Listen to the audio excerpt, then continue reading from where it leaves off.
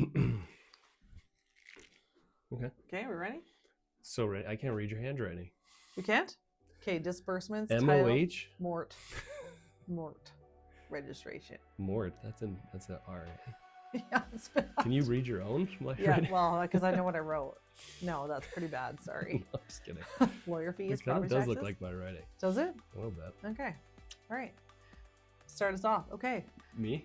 3, 2, 1. Here we go. Welcome back to Between Two Houses. I'm Warren, I'm Jill. and today we're talking about the hidden fees of closing costs when you purchase any property. So, what are some of the hidden fees that people don't really think about when they're doing or when they're going through the purchase process, especially if they're a first-time home buyer? Yes. So we don't want to make this boring. We want to make this educational and a little bit enlightening at the same time. Mm-hmm. So other than, when you're going out to buy a property, you've got time, also some gas money, maybe some coffees and snacks along the way, but then you have your more expensive costs. Mm-hmm. And usually what we start with is when you buy a property, you are in charge of paying for, hey? You're responsible for paying for your home inspection. Mm-hmm. And if you're buying a condominium, your condo docs. Yes.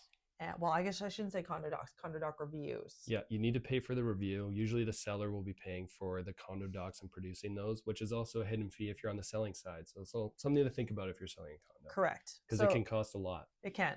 Yeah. Home inspections can range between $400 to, if you're buying an acreage, thousands of dollars. Mm-hmm. We would say average for home inspection, $500 to $600, depending on the size. Depending on the size and what you get done. Yeah. Like if you get a sewer scope done, that can add $300 easily. Correct. Depending on the age of the home and stuff that you're looking at.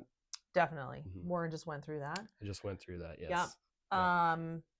Yeah. So home inspections roughly around $500. If you're buying an acreage, you will now have a septic and well inspection, which is going to be over $1,000. Mm-hmm.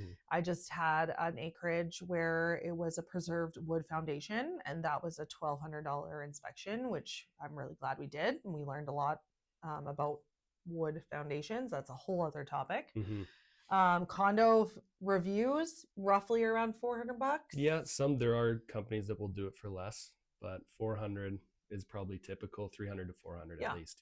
Yeah.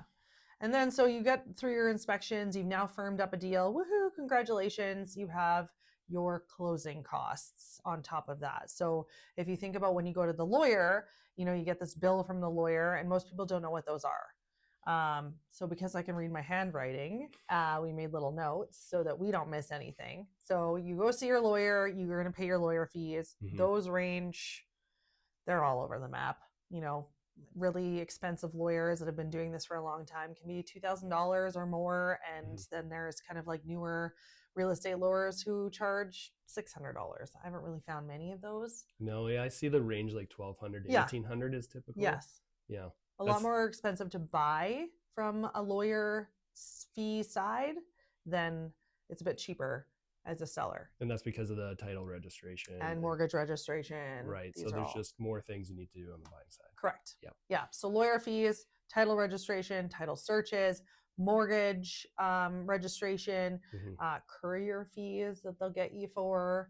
Yeah. So those are kind of like all what you would have to do within the lawyer. And then if the property taxes, depending on what the seller, how they paid, if it was a monthly thing, if they paid a lump sum, there could be a little bit of change on property tax fees that you have to pay. Yeah, just all things to think about when you are going through closing. So don't use all of your cash on hand to put the down payment down, because you will need some of that when you're closing, and something to think about. And what percentage would you say from like your... Yeah, it's like 1.5% to 4% of your purchase price. You should keep cash on hand for all these closing costs, and maybe on some unforeseen costs too, like moving, for instance. That could be a pretty big bill depending on how much stuff you're moving or storing. Yeah. So things to keep in mind when you're buying. It's not just about the purchase price. Make sure you have enough money to not be stressed out at closing. Exactly. So there you go. Our 2 cents, save a little extra cash, and you won't be surprised when all of a sudden you now are moving into a new home. Yeah, and if you need any more guidance, just contact us. That's what we're here for, right? We're trying to guide everybody through the buying process and selling process. Yeah, and you'll always find us Between Two Houses. All right, thanks. We'll see you next time.